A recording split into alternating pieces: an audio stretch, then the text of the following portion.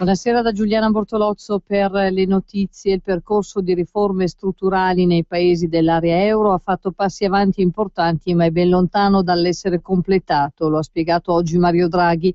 Il presidente della BCE ha poi rassicurato che le misure annunciate per il sostegno all'economia non sono un disincentivo alle riforme. Abbiamo un mandato per la stabilità dei prezzi, ha detto Draghi, e il Consiglio è unanime a prendere qualsiasi azione per raggiungere questo obiettivo.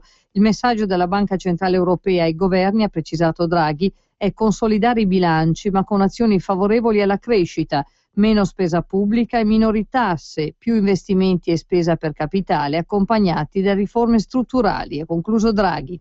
E a proposito di meno tasse, è atteso domani in Consiglio dei Ministri il decreto legge Ponte sulla Tasi. Il provvedimento, che ricalca l'emendamento al decreto IRPEF approvato in Senato, era all'ordine del giorno del Preconsiglio dei Ministri di oggi, insieme ad altri due provvedimenti d'urgenza, di cui uno sulla tutela ambientale e l'efficientamento energetico. Ricapitolando le nuove scadenze, il versamento dell'acconto Tasi è previsto entro il 16 giugno nei comuni che hanno deliberato l'aliquota entro fine maggio, slitta invece al 16 ottobre per quelli che delibereranno entro il 10 settembre. Si pagherà un'unica soluzione il 16 dicembre per quei comuni che non delibereranno in tempo, applicando l'aliquota base dell'1 per 1000. Il decreto serve in quanto il decreto IRPEF approvato oggi dal Senato e passato all'esame della Camera potrebbe non essere convertito prima della scadenza del 16 giugno. Di fatto poi il provvedimento d'urgenza che il governo approverà domani in Consiglio dei Ministri andrà a morire, perché non sarà più necessaria la conversione in legge quando le analoghe disposizioni del decreto IRPEF saranno legge dello Stato.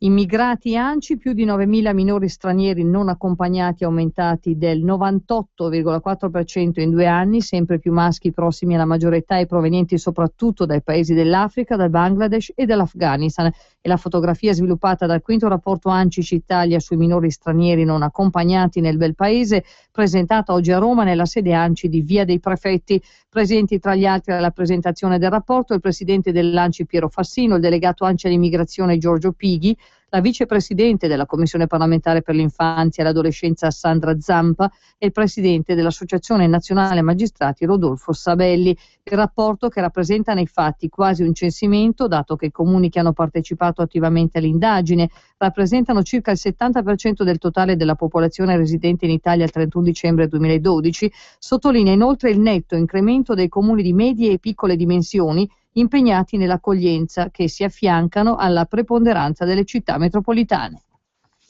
Passiamo alla cronaca italiana. Cominciano domani gli interrogatori di garanzia per i 35 arrestati nell'ambito dell'inchiesta veneziana sul Mose. Il sindaco di Venezia Orsoni del PD agli arresti domiciliari ed altri 4 indagati anch'essi ai domiciliari saranno dunque ascoltati nell'aula bunker di Mestre. Il magistrato della Corte dei Conti Giuseppone, che secondo l'accusa avrebbe ricevuto 400.000 euro l'anno, sarà sentito invece a Roma. Interrogatorio in carcere a Pisa per l'assessore alle infrastrutture del Veneto Renato Chisso.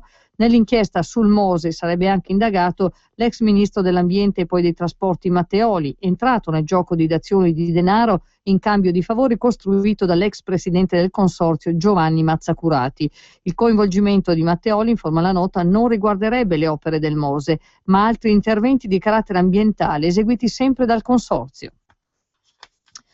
Ora andiamo in provincia di Varese. I carabinieri del nucleo operativo della compagnia di Gallarate in provincia di Varese, a conclusione di un'attività investigativa condotta in cooperazione con l'Interpol, hanno individuato oggi un 48enne bulgaro colpito da mandato di arresto europeo. L'uomo, che si aggirava da qualche tempo nel Varesotto, è stato individuato ad Albizzate. Il bulgaro era colpito da un provvedimento di cattura, dovendo scontare una pena di 2 anni e mezzo per appropriazione indebita di veicoli per un reato commesso in Bulgaria. Avvisata la Corte d'Appello di Milano, il ricercato è stato portato nella casa circondariale di Busto Arsizio.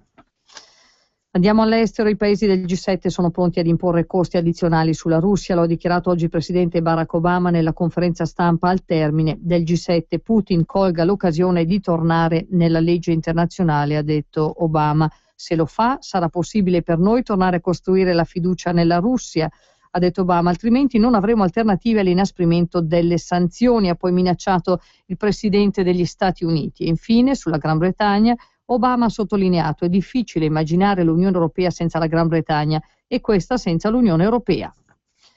Il Fondo Monetario Internazionale raccoglie con favore oggi le misure decise dalla Banca Centrale Europea per prevenire la deflazione nell'Eurozona, incluso il taglio dei tassi di interesse. Diamo il benvenuto alle decisioni di BCE, ha affermato il portavoce Reis, e siamo incoraggiati dal fatto che il Presidente Draghi abbia detto che la BCE è pronta a fare di più se ce ne sarà bisogno. Gli ispettori del Fondo Monetario Internazionale sono in Italia per consultazioni sullo stato dell'economia. In un paio di settimane si saprà l'esito della missione, fa sapere il portavoce Reis. È tutto per questa edizione, grazie per l'ascolto, a risentirci.